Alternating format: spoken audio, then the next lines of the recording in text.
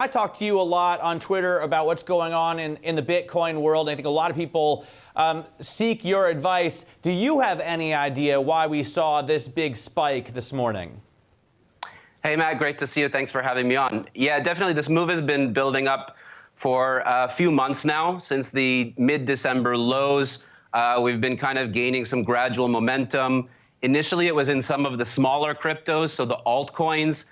We saw a bit of value investing where some of those cryptos were surging. Some of them have doubled, tripled, or even quadrupled in value since then, whereas Bitcoin has been a bit more stable.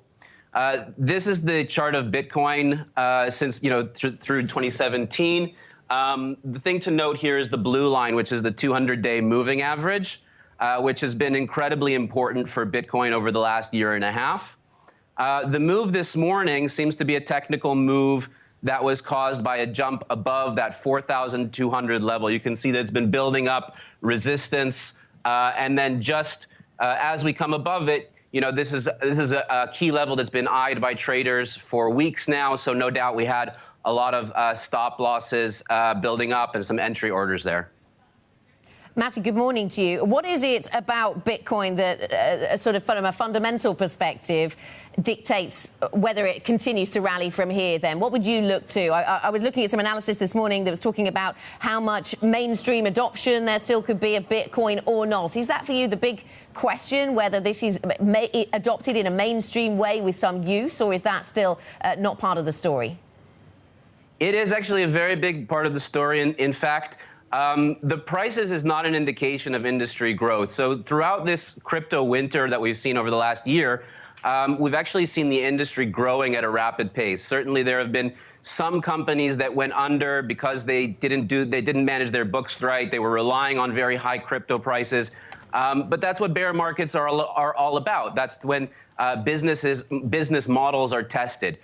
Here at eToro, for example, even during the bear market, we continued to build the infrastructure. We put on several new products while the winter was going on, which is the eToro X, which is a crypto exchange, and an eToro crypto wallet.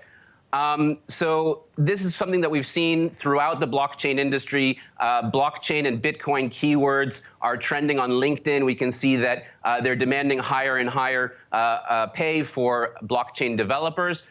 So just because the prices have been falling doesn't really mean much. The industry has actually been growing at a rapid pace. Matty, I want to show you a chart that Hillary put together for me this morning. When we first saw this big move in Bitcoin, she said, whoa, it's blown through 3 standard deviations. And then she wanted to see, how often that's happened going back over the last 5 years. Obviously, it's very volatile, and you can see from these spikes, we saw it go through 3 standard deviations in 2018, 2017, a lot. So it isn't unusual over history, but it is unusual in the last year to see this kind of move. Is it possible that, as a lot of people on Twitter have been saying, this was an April Fool's joke, that the SEC had approved a Bitcoin ETF, and that's what really pushed this through in Chinese trading this morning? I believe that that April Fool's kind of put April Fool's Day kind of put everybody in a good mood. There was a lot of jokes going back and forth. There was an article that you mentioned by Finance Magnets, which was a joke article that said that the SEC had approved the Bitcoin ETF.